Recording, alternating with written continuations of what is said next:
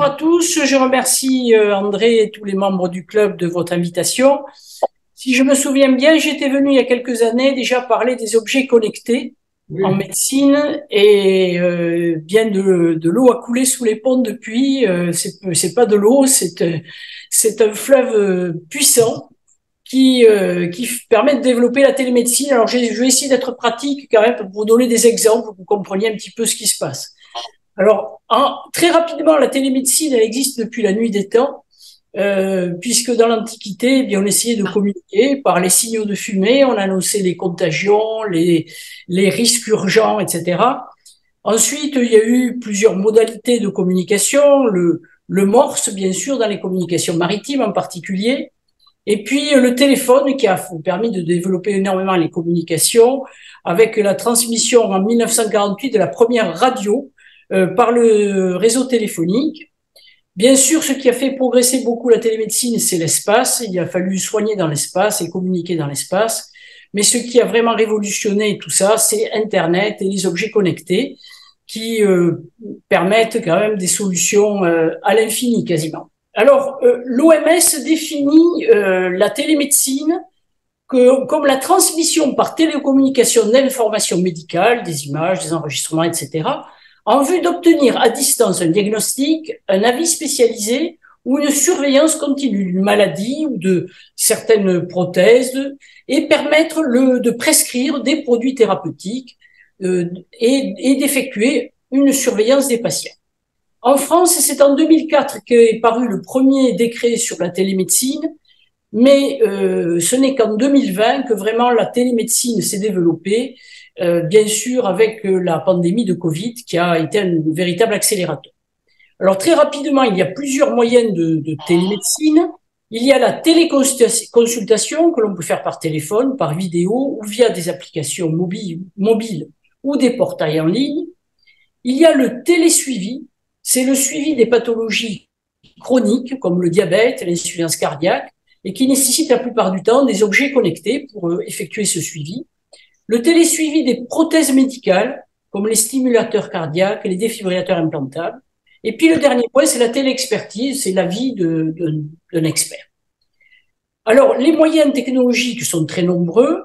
Je vous l'ai dit, le téléphone, la vidéo, mais ce qui maintenant permet de développer la téléconsultation, c'est ce que j'appellerais la téléconsultation augmentée, qui permet le télésuivi des maladies chroniques, des prothèses, et ce, grâce à une innovation débordante, d'abord dans les moyens de communication, mais aussi dans tous les objets connectés. Et je vais vous donner quelques exemples d'objets connectés qui peuvent être utilisés un par un ou bien en association et qui peuvent être également introduits dans des cabines qui deviennent des cabines de téléconsultation, mais vous allez voir qu'on peut arriver jusqu'à l'équipement des familles pour qu'elles puissent téléconsulter. Alors là, c'est un exemple, c'est le télésuivi des diabétiques par la glycémie et qui permet un monitoring quasi permanent de la glycémie et une adaptation du dosage de l'insuline par pompe qui va jusque à votre montre connectée pour avoir le suivi de la glycémie. Alors, je me suis un petit peu concentré sur la cardiologie. Les stimulateurs cardiaques, eh bien, depuis déjà assez longtemps, ça a été un des premiers décrets de télémédecine, sont suivis à distance par une station, et en particulier les défibrillateurs, qui sont des appareils qui sont particulièrement importants chez des malades très graves sur le plan cardiologique, et qui peuvent délivrer des chocs électriques. Donc, c'est des appareils qu'il faut surveiller de très près. Et donc, ces stations permettent de donner des alertes sur l'état de l'appareil, sur l'état des sondes, ou s'il existe une arythmie qui se déclenche. Là, c'est le télésuivi de l'insuffisance cardiaque qui se développe beaucoup depuis maintenant 3-4 ans. Quel est le but? C'est éviter la décompensation cardiaque, donc l'hospitalisation, et ceci grâce au patient qui va lui-même communiquer des données, qui va recevoir une éducation parce qu'il va être interrogé régulièrement par une infirmière sur certains paramètres, où il va remplir de lui-même un petit questionnaire sur une tablette ou un boîtier, ce qui va permettre déjà de s'auto-éduquer et puis de générer éventuellement des alertes auprès de l'infirmière, du médecin traitant ou du cardiologue pour adapter son traitement au plus vite et éviter la décompensation et l'hospitalisation. Donc, avec une balance, un tensiomètre, un questionnaire, etc., on arrive comme ça à améliorer le suivi des insuffisants cardiaques. L'électrocardiogramme est devenu maintenant possible à distance. C'était déjà le cas il y a quelques années, mais ça c'est devenu excessivement simple avec les montres. Actuellement, il y a deux types de montres. Pourquoi l'électrocardiogramme? Parce qu'il est très important de pouvoir détecter l'arythmie qu'on appelle la fibrillation auriculaire, qui est la première cause d'AVC, accident soit vasculaire cérébral définitif, mais surtout ce qu'on appelle les accidents ischémiques transitoires, qui sont souvent dus à des petits passages en arythmie. Et il est important de les détecter pour éviter la récidive qui peut aboutir à un accident vasculaire grave. Et il y a deux montres qui sont homologuées. La montre, alors je n'ai pas d'intérêt, mais il y a la montre Apple et la montre française Withings qui permet d'enregistrer un électrocardiogramme de façon excessivement fiable et le transmettre à son médecin, à son cardiologue avec excessivement de fiabilité. Et on fait beaucoup de diagnostics actuellement grâce à ces montres. Alors ensuite, il y a les cabines. Ah, mais on a oublié, peut-être qu'on a sauté, il y avait le petit, voilà.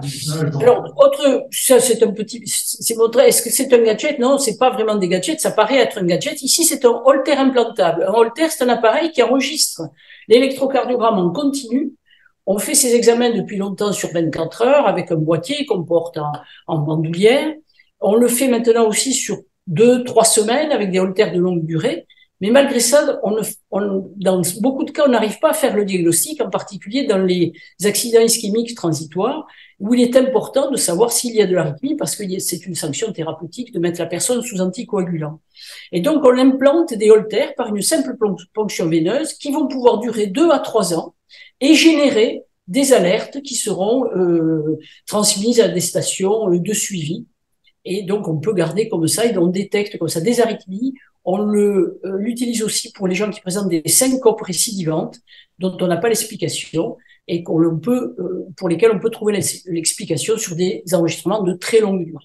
Voilà, les cabines. Donc, les cabines, elles vont regrouper plusieurs objets connectés pour pouvoir faire une consultation un petit peu plus élaborée. Il y en a qui s'implantent dans les pharmacies, dans les centres commerciaux. Elles sont un peu décriées, en particulier pour leur lieu d'installation. On les critique comme étant une sorte de commercialisation de la médecine. Mais elles se développent et on verra que c'est quand même une solution pour les personnes qui sont en particulier éloignées géographiquement des cabinets médicaux. Et puis là, il y a une innovation toute récente que je voulais vous présenter. C'est la marque française, la boîte française Withings, qui a élaboré un produit qui s'appelle BIMO, qui va associer la température, l'électrocardiogramme, le stéthoscope. Vous posez le bout sur vos poumons ou sur votre cœur, on peut entendre les bruits du cœur ou les bruits du poumon, la saturation en oxygène. Ce produit, on peut y connecter jusqu'à 8 personnes. Donc, une famille peut l'utiliser. Il sera vendu probablement aux alentours de 250 €. Pour vous donner une idée, c'est quelque chose qui est abordable. Et vous pourrez, de chez vous, envoyer ces paramètres à un médecin qui va pratiquer la téléconsultation. Donc, je pense que c'est un appareil particulièrement innovant. Et ils attendent de l'agrément officiel de produits médicaux. Donc, voilà, la télémédecine, est-ce que c'est une vraie consultation? Alors, si on en revient à la définition de la consultation, elle comprend plusieurs étapes et on va voir que finalement, elle peut très bien être faite à distance et en particulier grâce à l'innovation. Bien sûr, l'interrogatoire, eh bien, on a toutes les possibilités audio, à part ce soir où ça marchait pas bien au départ, mais en général, ça marche. L'inspection, la vidéo permet d'inspecter assez facilement beaucoup de choses. La palpation. Alors, la palpation, c'est encore un élément de la consultation qui n'est pas parfaitement assuré, mais on peut imaginer des objets connectés, des capteurs qui un jour vont peut-être reproduire la palpation. L'auscultation, vous avez vu, on a des stéthoscopes connectés, donc on peut ausculter à distance. La mesure de paramètres, tension artérielle, température, électro, saturation, glycémie, c'est à l'infini. Le partage de documents, et on a maintenant le dossier médical qui est relativement qui se diffuse, qui se développe, qui est encore trop compliqué en France, mais comme toujours. Mais bon, on doit arriver quand même à avoir un dossier médical efficace qui nous permettrait de partager les documents et de récupérer les documents d'un patient même que l'on ne connaît pas. Et puis donc, il faut faire le diagnostic. Ça, ce sont toutes les connaissances du médecin, mais aussi de l'intelligence artificielle. Hein. On sait qu'on va y mettre de l'intelligence artificielle qui va, par des algorithmes, déjà orienter cette consultation. Et puis le traitement, mais c'est une ordonnance numérique, ou bien diriger, c'est aussi un des avantages, on le verra, de la téléconsultation, diriger le patient ou non vers un centre spécialisé ou vers des urgences. Alors, les Français et la télémédecine, je n'ai retrouvé un sondage qu'en 2021, il n'y a pas de sondage plus récent, c'est à la sortie de la Covid. Les 40% des Français avaient déjà eu recours à la téléconsultation. Il ne s'agit que des téléconsultations remboursées par l'assurance maladie. Il faut savoir qu'il y a beaucoup de téléconsultations qui se font hors assurance maladie. 72% d'entre eux étaient satisfaits de cette expérience. 89% des personnes interrogées ont déclaré qu'elles continueraient d'utiliser la téléconsultation. Donc, il y a quand même un degré de satisfaction important. Probablement que ces chiffres ont augmenté et qu'il y a plus de 50% des Français qui ont déjà utilisé la téléconsultation. Les réticences, elles sont surtout au niveau des craintes sur la qualité des soins à distance et la confidentialité des données. Alors, sur la confidentialité des données, on a maintenant énormément de plateformes qui se sont développées, Doctolib, Keldoc, Livy, Tessan, etc., qui sont sur des systèmes entièrement sécurisés pour les données de santé. Donc, je pense que c'est quand même pas c'est au moins aussi fiable que le coup de fil qu'on pouvait passer par téléphone ou que les fax qu'on transmettait autrefois. Donc, ça, c'est un problème qui se résout avec la technique. Les avantages, ils sont surtout à l'accessibilité, à la praticité sur les délais de rendez-vous et surtout pour les personnes qui sont éloignées géographiquement. Elle permet d'éviter des retards de diagnostic parce que les personnes vont consulter plus facilement et on pourra déjà orienter ou au contraire, à contrario, éviter des consultations spécialisées ou des hospitalisations aux urgences. Alors, il y a quand même des limites qui sont toujours repoussées grâce au progrès technologique, ce que je vous ai dit, mais ça demande quand même du temps médical. Il ne faut pas sous-estimer ça, il ne faut pas croire que parce qu'on va faire des téléconsultations, on va pouvoir consulter 80 patients dans la journée. Ça ne doit pas être un acte bâclé, ça doit être un acte qui prend son temps, qui assure quand même une relation correcte entre le patient et le consultant. Et bien sûr, les limites, c'est l'absence de contact humain. Jusqu'où pourrons-nous aller sans ce contact humain? C'est un peu l'avenir qui nous le dira. Ce qui est sûr, c'est qu'on assiste à une véritable révolution de la télémédecine. On a des milliers de programmes qui se développent dans le monde entier. Beaucoup d'entreprises qui investissent, entreprises privées, entreprises publiques. Et qui sait à quoi ressemblera la télémédecine et la médecine en 2050? Je crois qu'on a encore beaucoup de choses que l'on va découvrir dans les prochaines années. Voilà, je vous remercie.